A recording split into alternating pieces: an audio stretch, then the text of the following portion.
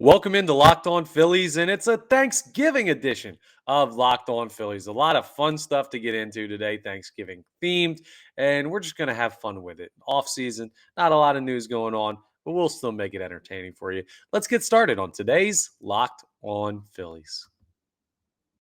You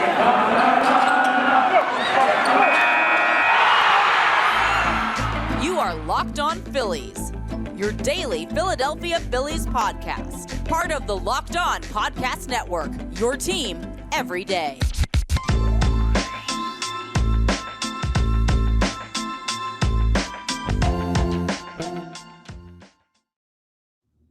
Yes, this is Locked On Phillies. I am your host, Connor Thomas. Very thankful to have been talking Phillies baseball for years over on 97.5 The Fanatic on the radio, NBC Sports Philadelphia on the television. Happy to be here with you as your host of Locked On Phillies, and I want to thank you for making Locked On Phillies your first listen every day.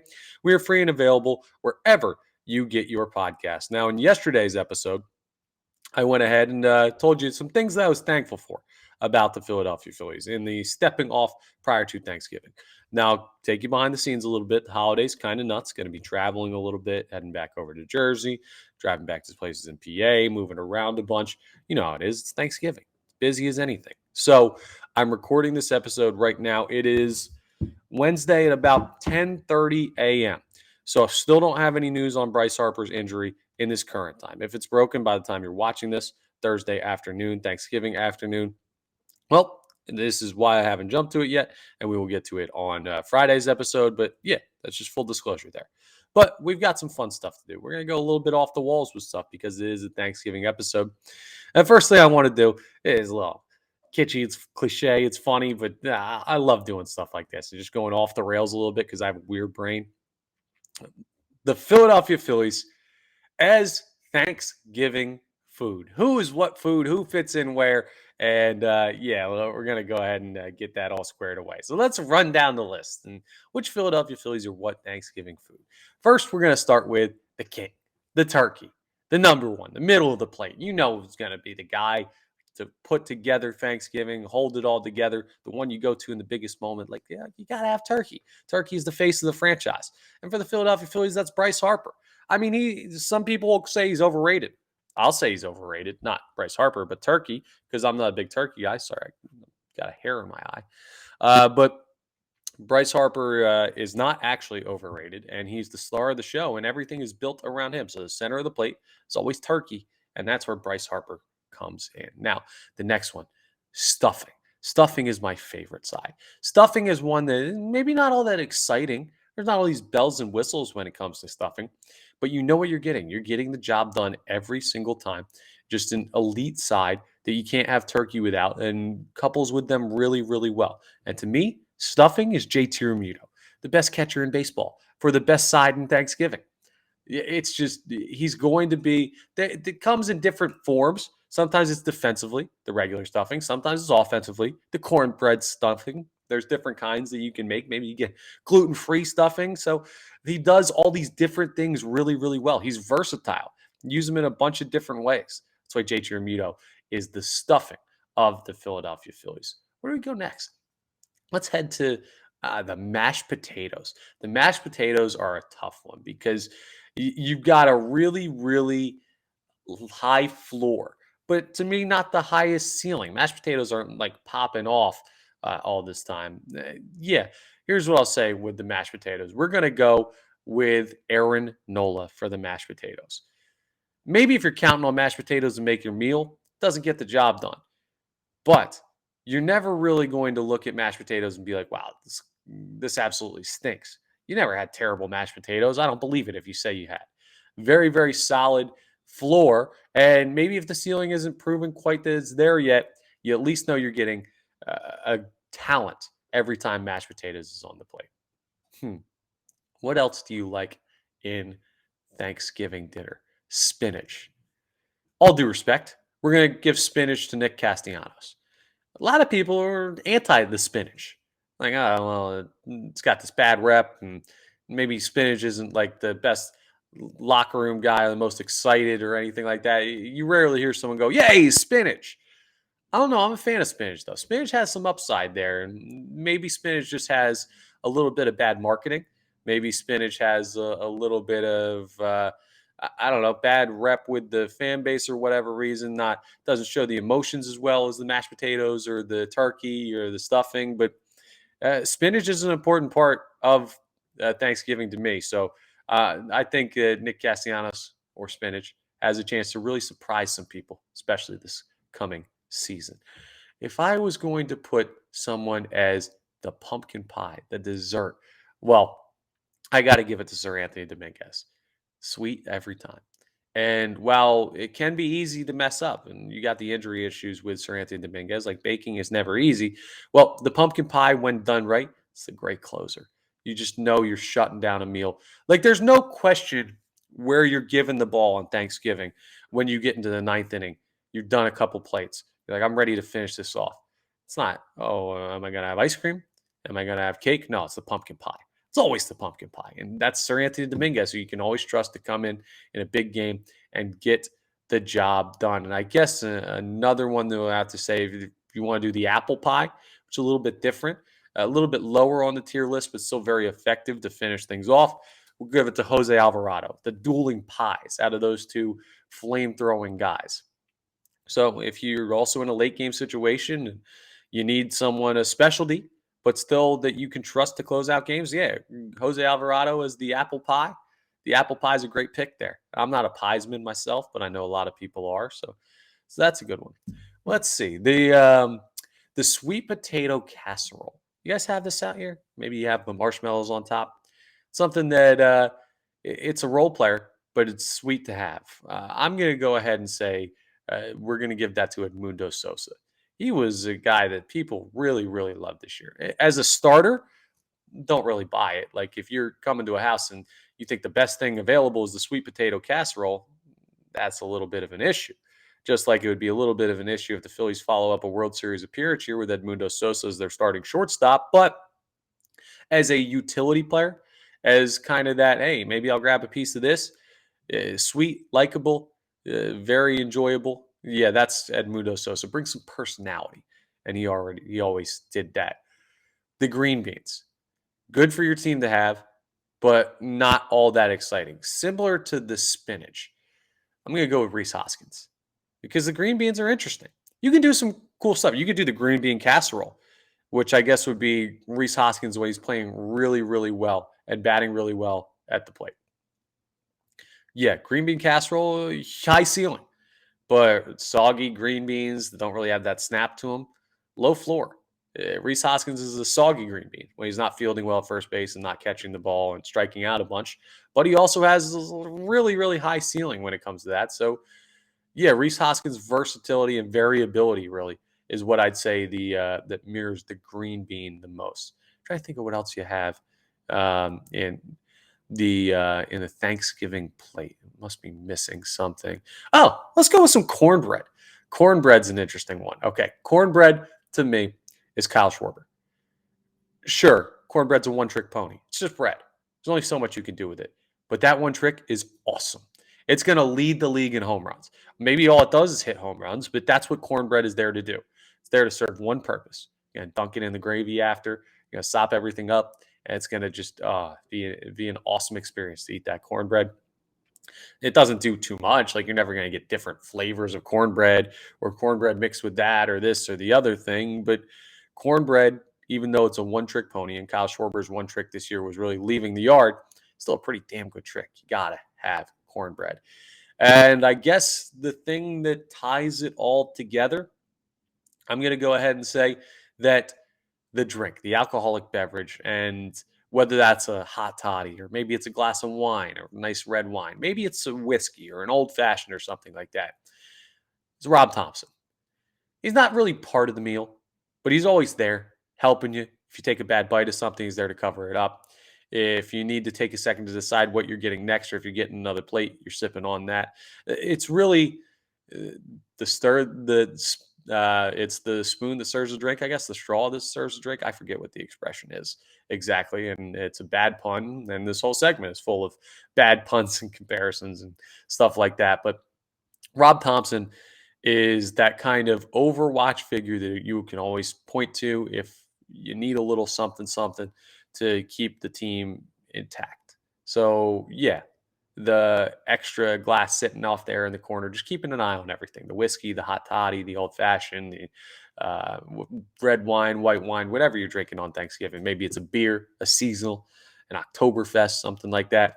That's where Rob Thompson likes to hang out. So that's the Philadelphia Phillies' Thanksgiving items, Thanksgiving dishes, according to Connor Thomas. So just a fun little segment there to get in the Thanksgiving holiday spirit. Now, coming up, we're going to touch back in on the Phillies related and offseason related stuff. We did the whole look into the Braves and what they're interested in the offseason. Well, now we're going to look at the second place team in the NL East from 2022, the New York Mets. What does Steve Cohen want to spend his money on? Pretty much everything. But where will he spend his money? And how does it affect the Phillies? We'll discuss it coming up next on the next segment of Locked On Phillies. First, I want to tell you about my friends over at Simply Safe, though. It's the holiday season. You're going to have a lot of valuable stuff in your house when you're buying presents, having family over. And over the holidays, property crimes like burglaries and package thefts spike nationally. They go up like crazy. When's the best time to steal something? When people are getting a bunch of Christmas presents delivered, when people are celebrating, not paying attention to stuff, when you're away traveling, maybe you're going somewhere for Thanksgiving, maybe you're going somewhere for Christmas coming up. You got to make sure your stuff's protected. And that's why you want to order your Simply Safe system today. Oh, you know why else? Because you can order it for half off today. They're offering 50% off their award-winning security system so that more families can feel safe and secure this holiday season like my family does. My mom has it at her house, protects her and our family dog to make sure they're all right. All of our possessions over there. Go ahead and check them out. I trust them with my mom's life. That's about as big of an endorsement as I can give. But if you need another endorsement, well, Simply Safe was named the best home security system of 2022 by U.S. News and World Report, the third year in a row that they've had that set up. You can get videos, monitors, all of that stuff, little sensors, 24/7 professional monitoring agents. They use Fast Protect technology exclusively from Simply Safe to make sure they respond as quickly as possible to any potential threats. So don't miss your chance to save big on the only security system I recommend. Get 50% off any new Simply Safe system at simplysafe.com/UR. Not slash URL. That's a Ron Burgundy moment where I'm just reading the ad read and I don't pay attention. Simplysafe.com/LockedOnMLB. 50% off their biggest sale of the year. What are you waiting for? There's no safe like Simply Safe. All right, it's time to talk opposition. What will the New York Mets be doing this offseason or look to do? And how does it affect what the Philadelphia Phillies are doing? Now, I've looked at a couple different articles about the New York Mets and some of their big moves. Some of them I'm already aware of. Some other ones interesting to me, not necessarily how I would take the team, but this is not Locked On Mets. We're looking at this from the Phillies' point of view. So let's discuss what the Mets are looking to do and how it affects the Phillies. Now, the ultimate question for the New York Mets, like Dansby Swanson was for the Braves, is Jacob deGrom. Where does he end up? Does he come back to New York and pitch with the Mets again? Does Steve Cohen finally decide the injury history is too much and I'm not going to throw that much money at deGrom, who I don't know if he's going to be able to play a full season? Is it better off letting him walk to get somebody in here who you trust to be more durable? It's tough. And the other thing that you're looking at is you just paid Max Scherzer like crazy this past offseason. Well, now DeGrom's going to be like, hey, I'm younger. I think I'm better. I want more. Whether or not he's better, and that's a debate that the Mets need to have. But how much are you willing to pay Jacob deGrom? And are you willing to give him a long-term deal considering his age and his durability or lack thereof? It's a tough question. If they lose Jacob deGrom, that makes them significantly less scary for the Philadelphia Phillies. So an important storyline there. The next one that I saw here that I'm seeing here right now. How will the Mets address woes at DH? So who do they bring in to get everything squared away? Daniel Vogelbach, really, really good audition for them at the trade deadline. But I don't know. One of their moves was Darren Ruff, who didn't do anything. They've got a couple options. Young players listed here: Mark Vientos, Francisco Alvarez. But Steve Cohen seems like a guy who's going to go out and try and sign somebody or trade for somebody to actually bring in to be a plus option at DH. The Phillies aren't looking for a DH because they have too many. Kyle Schwarber could be a DH. Rhys Hoskins could be a DH. Nick Castellanos could be a DH. JT Realmuto could DH. Bryce Harper might have to DH. So many options there as far as designated hitters concerned. The Mets, they're looking in that market. So keeping an eye on what they do there will be very, very interesting. Now, here's another guy that was a huge part of the Mets' success this year. Of course, trumpets and everything like that. Edwin Diaz. Now, he signed a $102 million 5-year contract. So there's no longer a question about that. But the question now turns to, was that the right move? There have been points in the past where Edwin Diaz has looked absolutely lost as a reliever. Now, he's worth $102 million over 5 years. So you're also looking at, listen to this. If you've heard this before, the Mets stop me. Okay, I'm stopped. $26.5 million in deferred payments. He won't completely receive them until 2042. Bobby Bonilla Day, meet Edwin Diaz Day. Can't wait for that to end up biting the Mets in the behind. But they're a better team with Edwin Diaz, and they had to pay him. And guys like Craig Kimbrell, who we've talked about slightly when discussing the Phillies, are out there, but they're not as good of an option. So that's something that's already happened this offseason. It's not great for the Philadelphia Phillies, but one that has potential because of Diaz's shaky track record outside of this past season to not be the best option. Just shows you, though, how willing Steve Cohen is to throw money at free agents. Brandon Nimmo, speaking of free agents, he's a really good outfielder. He's a guy that he drives me crazy. The way he plays the game and the way he sprints to first base after walks and all this. He's annoying to play against, which normally means he's a pretty darn good player. Now, he won't get like a ridiculous contract. He's not, especially with Aaron Judge out there. And maybe if Aaron Judge signs first, he'll set the market and Nimmo will be able to get a little bit more comparatively, but it won't be super expensive. He is a big part of the Mets organization, though, or at least he has been. Now he's a free agent. If he leaves, who's playing all the spots in the outfield for the New York Mets? Nimmo was one of those guys you could pencil in near the top of the order or at the top of the order to give you like 270 to 300 every year. Going to hit a couple home runs. Going to have something around 50 to 70 RBIs, depending on the year, and going to play all right defense in the outfield that you can trust. So do they re-sign him? Who do they bring in to replace? That's a big question for the New York Mets. And outside of Edwin Diaz, who they already threw money at, well, there are a lot of guys in that bullpen who are now free agents. And Trevor May, Adam Ottavino, Seth Lugo, Trevor Williams. It's just so many guys that the Mets will have to look at bringing back and re-signing if they'd like to, or bring in new pieces to rebuild that bullpen. It was a really good bullpen this year, but that was this year. Now you're looking at a 2023 season where who knows is going to be coming out of that pen. With Edwin Diaz already locked down, okay, but you've just committed $100+ million to that bullpen over 5 years. But still, you'd be surprised to see another big contract in a bullpen. Who do you go out and get to fill out those spots? And that is where, and that's kind of a free-for-all. It's kind of the catch-all, right? Where when we talk about all of these teams in the NL East, we're going to end up saying, hey, the Phillies will compete with them for some of those veteran bullpen pieces on a 1-year deal. The Mets are certainly one of those teams, though. They're willing to pay, and it's interesting. So, Brandon Nimmo replacement, potentially. Was Edwin Diaz the right contract? Who plays DH? How do you rebuild their bullpen? Where does Jacob deGrom go?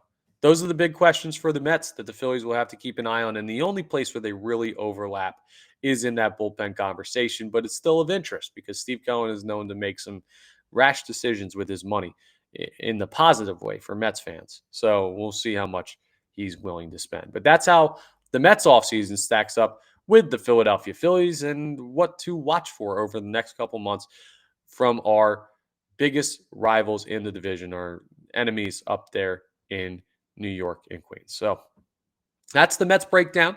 Coming up next, as we wrap up Locked On Phillies, we're going to do one more player review for the starting rotation, the fifth guy in the rotation.